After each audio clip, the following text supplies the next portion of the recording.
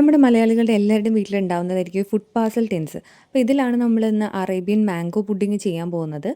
ഇവരുടെ എല്ലാവരും തന്നെ ഇപ്പോൾ നമ്മുടെ അറേബ്യൻ ഡെസേർട്ട് എല്ലാവരും ട്രൈ ചെയ്തിട്ടുണ്ടാവും. നമ്മുടെ ഇൻസ്റ്റയിലും യൂട്യൂബിലൊക്കെ അത് വൈറലായിരുന്നു.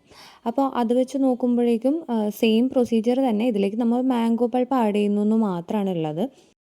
ഈ ടിന്നിലേക്ക് ബ്രെഡ് വെച്ച് കൊടുത്തിട്ട് നമ്മുടെ മാംഗോ പൾപ്പ് ഇതേപോലെ ലെയർ ചെയ്യുക. എന്നിട്ട് 2 ലെയറായിട്ട് എടുക്കുക. ഇതിന് ശേഷം വരുന്ന സ്റ്റെപ്പ് സത്യം പറഞ്ഞാൽ എൻ്റെ ക്യാമറ ഓഫായിപ്പോയി. ഈയിടെയായിട്ട് എന്താണെന്ന് എനിക്കറിയില്ല. എൻ്റെ ക്യാമറയ്ക്ക് എന്തോ ഒരു പ്രശ്നമുണ്ട്. ഞാൻ എവിടേക്കോ പോസ് ചെയ്യുന്നു. പക്ഷേ എൻ്റെ ക്യാമറ ഓഫായിപ്പോവും. അപ്പോൾ നമ്മൾ ഈ ഒരു പ്രൊസീജിയറിൽ ചെയ്തത് എന്താണെന്ന് വെച്ചാൽ വിപ്പിംഗ് ക്രീമാണ്. വിപ്പിംഗ് ക്രീം പ്ലസ് ആ മാംഗോ പൾപ്പ്, പിന്നെ നമ്മൾ കുറച്ച് മിൽക്ക് മെയ്ഡ്, ഇത് മൂന്നും കൂടി നമ്മളൊന്ന് ബീറ്റർ വെച്ചിട്ട് ബീറ്റ് ചെയ്തെടുക്കണം.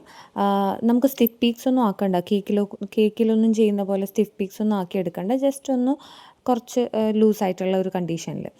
ഇനി എന്താ, നമ്മുടെ മുകളിലത്തെ ലെയറിലേക്ക് അത് കൊടുക്കുക. അതിന് ശേഷം നമ്മൾ ഡെക്കറേഷൻ ചെയ്യണം. നമുക്ക് ആവശ്യമുണ്ടെങ്കിൽ ഡെക്കറേഷൻ ചെയ്യാം. സിമ്പിളായിട്ട് എന്തെങ്കിലും ചെയ്യുക. ഇതേപോലെയൊക്കെ ഒന്ന് ചെയ്ത് നോക്കാം.